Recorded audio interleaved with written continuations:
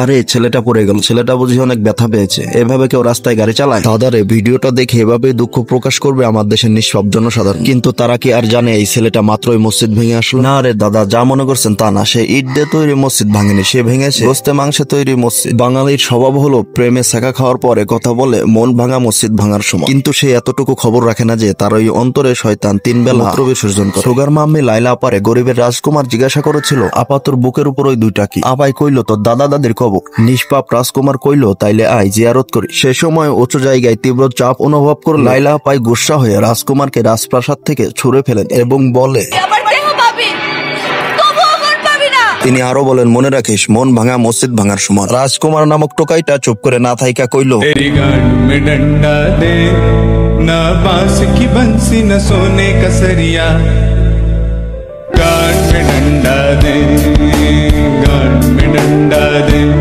রাজকুমারের প্রহরীরা আর চুপ করে থাকতে পারলো না। তারা কইল, मर गया मादन जोत ला ला ला ला ला ला ला ला। এই থ্রিলার সিনেমা দেখে আমার মনে অনেকগুলা প্রশ্ন আবিষ্কার হইল। মানুষ ওই সময়ের কথা কিভাবে বলতে পারে যখন তার কেউ ছিল না, ছিল শুধু লাইলা আপা, যে তার লালন পালন করেছে, অভাবের সময় ভরণ পোষণ দিয়েছে, খোদার সময় বক্ষ টিপে টিপে খাইয়েছে। তারে কি গো ভোলা যায়? বড়ই স্বার্থপর রে। এই নির্মম কাহিনীর পর গরিবের রাজকুমার তার বহর নিয়ে রওনা দেয় অন্য রাজ্যের উদ্দেশ্যে। কিন্তু রানী লাইলা জাবেদের গুপ্তচররা তার গতি রোধ করে। এতে শুরু হয় তুমুল বাক্যযুদ্ধ। তবে উদম কেলানির ভীতি অন্তরে পোষণ করে টোকাই কুমার ওই স্থান ত্যাগের সিদ্ধান্ত নেয়। লোক মুখে শোনা বিপদে বন্ধুর পরিচয়, এই উক্তি আবারও প্রমাণিত হলো। রানী লাইলা জাবেদের মতো টুকাই কুমারের বাহনও তাকে ছুড়ে মারে রাস্তায়। এখানে এই টুকাই কুমারের যাত্রার সমাপ্তি ঘটে। চলুন আমরাও সমাপ্তির রেখা টেনে ফেলি। তবে হ্যাঁ, চ্যানেল দেখে হয়তো বা বুঝে গিয়েছেন জার্নিটা কেবল শুরু। স্টুডিও বলতে আমার কাছে শুধুমাত্র আছে ফাঁকা মাঠ আর একটা স্মার্টফোন। তার থেকে বড় কথা হলো আমার আশেপাশের কেউ জানে না যে আমি এই জগতে পা রেখেছি।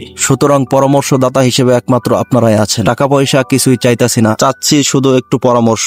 কি করলে আমি আরো তাড়াতাড়ি এগিয়ে যাইতে পারবো এই রাস্তায়।